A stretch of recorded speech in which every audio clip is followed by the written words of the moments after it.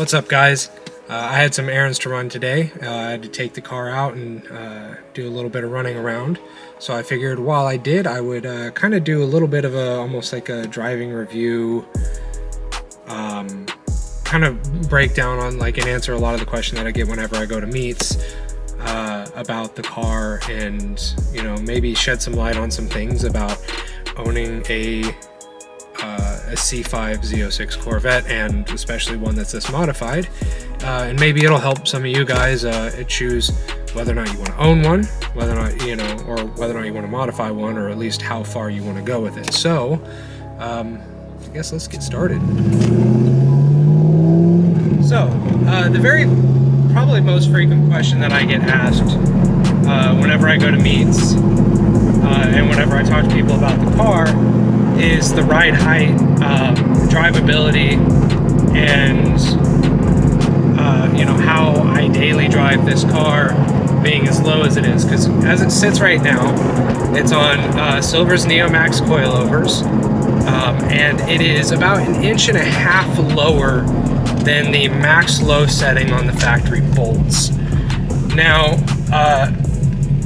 that's pretty low. I mean, the C5 Z06 was not a car that had, that sat particularly high to begin with, and so, lowering it even more would, you would imagine, would obviously potentially cause some drivability issues. To answer that question, no, not really. I mean, I daily drive it. Well, when I say I daily drive it, because now I work from home, so I don't have like a commute or anything like that, but I do drive it pretty much on a daily basis. I take it, I run errands with it, I go and do pretty much whatever I need to do, and so I drive it pretty frequently. As far as the way it rides, in my opinion, even though it is lower and it's a little bit stiffer, I think it's more comfortable. I think it feels better than it did when it was on its factory leaf spring suspension. It feels a whole lot more stable. The big thing is it feels more modern. It doesn't feel like a 20-year-old car in the way that the way it feels as it goes across the road and over bumps and stuff like that. So that's one of the big things. Now on my coilovers, I do have at the front, they're set to their max stiffness because I don't have a whole lot of wheel gap to work with. Plus I have my front splitter, and so I can't afford to have it moving around a whole lot. So yeah, I mean, I run around, I daily drive it on my drag setup, which is a 17 by 10.5 inch wheel with Nitto NT05Rs in a 315/35/17. So the rear I have softened a little bit. That way, it can squat. It can squat real nicely, and it hooks really well on these tires. Even when I am spraying, we got the rear suspension set up really, really, really well. So you do feel all the bumps, you do feel everything in the road. But it's when you hit a bump, it's not like a punishing thing. It's more. It's almost as if you hit the bump and the suspension says, "Hey, there's a bump here, but don't worry, we got this." So it takes care of it. It's fantastic, and I really love it. Probably the second question I get asked most frequently is in regards to my exhaust setup. Like I said, I do daily drive this car, and so I was very careful whenever I kind of did the exhaust on this car, because it does have Speed Engineering long tube headers, a Borla X pipe, and a Borla S Type 2 axle back exhaust. I really wanted to make sure that it wasn't going to be obnoxious and drony, because more than anything, when I built this car, I didn't build it because I wanted to be this balls to the wall race car that was miserable 95% of the time that you were driving it, but the other 5% it was fun. I wanted it to be enjoyable to drive all the time, which does mean that I like listening to music while I'm driving. I like being able to talk to a passenger while I'm driving. And so this exhaust, while very aggressive and it does sound mean, it's also very manageable. I can obviously sit here and I can talk to you, without having to yell over it. It still has, you know, being a cam car, you can still hear the cam very clearly. You can probably hear it as it's, you know, just sitting here right now. But, you know, obviously it doesn't have like that, you know, really crazy, wild, over the top chop that a lot of, like, that you would get if you know, if it was straight piped. But for me, I value tone far more than I value volume. I don't know, it might be because of my age, but I definitely prefer the car to sound good. And I love the way that the LS6 sounds, because it is the smaller displacement of the LS family, which I think with a good exhaust setup, an X-pipe, and say like the exhaust that I have, I feel like they almost have a little bit of a European V8 sound, where it still has the raspiness and the aggression of you know, that you would expect out of an LS. But the thing I really love about the LS6 and the LS1 is because they're smaller displacement, they have a little bit of a higher tone to them. So I personally love that sound, and so that's, you know, in my opinion, this exhaust setup has been absolutely perfect. It's not obnoxious. I can still drive it and enjoy it. And of course, whenever, you know, whenever I want to get on it, like say now,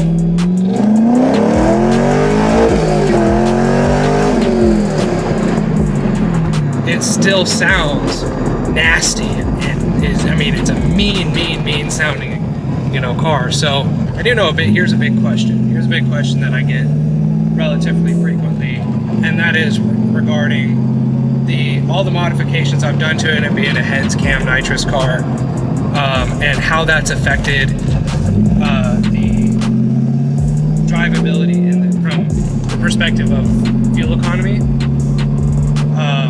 Now, I will freely admit that I am largely insulated from that because, like I said, I work from home. I have ever since COVID started. And having a job that allows me to work from home and not have a commute means that I'm not being punished quite as hard as everyone else, especially right now because all the stuff going on in Eastern Europe and in Ukraine and Russia and all that stuff, that it is just absolutely brutal. I can definitely tell you that if I was still having to commute the same way that I did pre-COVID, where it was without traffic, 38 minutes one way, honestly, I don't know what I would do, because when I was commuting, it was like $20 a day, and that adds up really quickly. Now it'd be even, hands down, easily even worse. As far as the actual numbers go for fuel economy and stuff like that, it's better than you might think, but still bad. I think I average on the highway, if I try, I average probably somewhere in the ballpark of 20 miles a gallon, maybe somewhere in there. If I'm cruising for a long period of time, and you know, and that's it. In the city, it's abysmal, like probably 12, if maybe 12. It's definitely not a practical car, but you know, it is extremely drivable, and it's comfortable, and it's enjoyable. There are some things you definitely want to be aware of, you know, when buying one. I've had, though, pretty minimal issues with it, for the most part. It's the problem with them is that, especially when it comes to parts and stuff like that, you will pay the Corvette tax. So if you do have to have something replaced, find a good shop that specializes in Corvettes. Don't go to dealerships, don't do that kind of thing, because you will pay the Corvette tax. Even at those shops, you'll still pay Corvette tax, but it's not going to be as bad. And at least there, you know, you're working with someone who is extremely familiar with the platform and is going to be able to, you know, take care of the car. And a lot of times they're going to know where to source parts. But yeah, over the 3 years that I've owned it, I think really the only problems I've had that weren't the result of modifications my clutch. I did have my slave cylinder. I don't remember if it was my master or my slave cylinder failed. And so that was a pain. I'm trying to think of something else. Yeah, I mean, that's really about it. That's all I've really had. I have a starter issue right now. It's a little bit finicky, but again, that's not 100%. I'm gonna say it's a 50-50 kind of the fault of modifications. The starter is, you know, it's the original one that was on there. And GM did do something kind of stupid in my opinion, where they put the starter where it's hugged up against the block. But the big issue is that the headers, like it's sandwiched between the block and the headers. And so if you have aftermarket long tube headers like I do, you heat soak the starter solenoid, and then it doesn't want to work anymore. And once it's damaged, it's damaged. It doesn't get better on its own. You have to replace the starter. I have not done mine yet because I just decided that because I don't commute with it, and my garage is on a, like the garage in my apartment's kind of on an incline, so I kind of just roll it out and roll start it. I know someone's, you know, I'm sure there's already people just angrily typing in the comments saying, telling me how bad that is for my clutch or whatever. And I'm gonna go ahead and take care of it. I figured since I have to take the exhaust off whenever I do the new turbo build, I'll just do the starter then. I'm not ripping it all apart, just so I can rip it all apart again. And then we'll just take care of that. So if you've ever thought about buying a C5 Corvette or any small car like this, and anyone who lives in Texas can attest to this because it's nothing but trucks and SUVs, you have to modify the way you drive. Because unfortunately there's a lot of people that take this, that adopt this mindset with driving that, well, I'm in a big truck or I'm in a big SUV, and therefore everyone has to look out for me, not the other way around. For anyone who does drive like that and does think like that, on behalf of everyone who doesn't, you are a douchebag and no one likes you. All joking aside, I mean, yeah, it is something you do have to be aware of, because ultimately at the end of the day, if you know, if you're in a car like this, in a fiberglass shell of a car, and you get into an accident with an SUV or a truck, you lose 10 out of 10 times. So, I mean, that's just reality. That's the way it goes. So, I think that pretty well covers the car and the driving experience with this. I definitely recommend it. I mean, it's been fantastic. I've like I said, I've owned this car for about 3 years now. It's given me headaches, that's for sure. But yeah, I can't say that I have any regrets with it. And I'm looking forward to where it goes in the future.